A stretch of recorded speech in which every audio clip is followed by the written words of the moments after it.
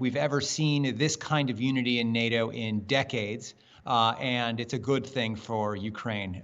You can see NATO members all across the board trying to do whatever they can to bring assistance to Ukraine in their own way, the United States providing its contributions, but other countries all across the board doing whatever they can.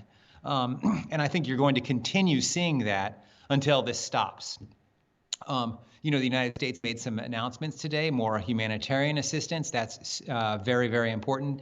And really, this won't stop. I have seen this assistance coming in myself, and it is really inspiring. Of course, without the passion that you see, without the dedication and the courage of the Ukrainian people, this wouldn't mean anything. And so really, I would like to turn attention to what Ukrainians are doing on the ground, fighting for their country. It is an incredible display of patriotism and courage that we're seeing today in Ukraine. We are looking at an additional package of sanctions that's going to be announced that will relate not only to political figures. So we're talking about the Duma in Russia. A package of sanctions will come out against them and against oligarchs, so that individuals will be sanctioned as well as entities, and we'll see that released in the immediate future. The G7 is also meeting in Brussels, and they will cover a number of really important, critical issues that will deal with the global energy picture, for example, the global food security picture, so that we can make sure that food is delivered around the world, but also attack Russia on this issue.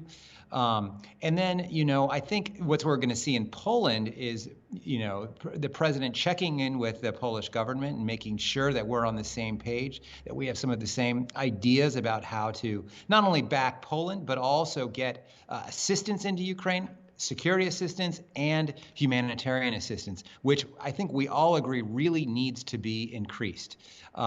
Yes, we are, looking at all these different measures to try to make sure that Ukraine is supported. And I don't think that in the administration, the creative thinking on this has ended. I think that we still have some tools to take advantage of.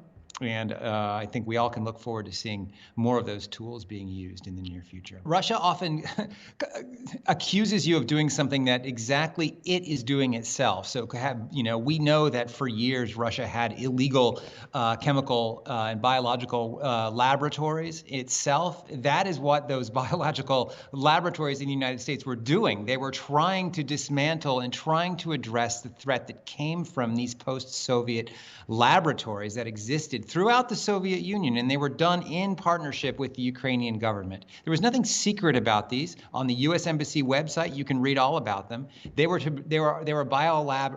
biothreat reduction laboratories.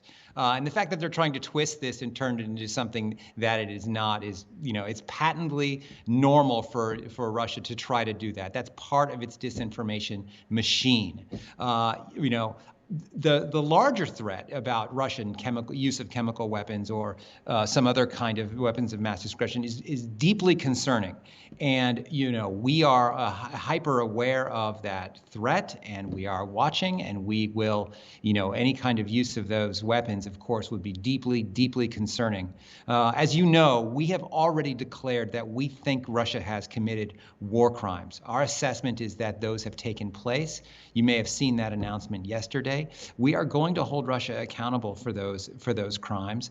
They include, mainly, well, not only mainly, but in large part, crimes that have taken place in Mariupol, where the theater with hundreds of children was bombed, even though it had that sign outside that said children are inside.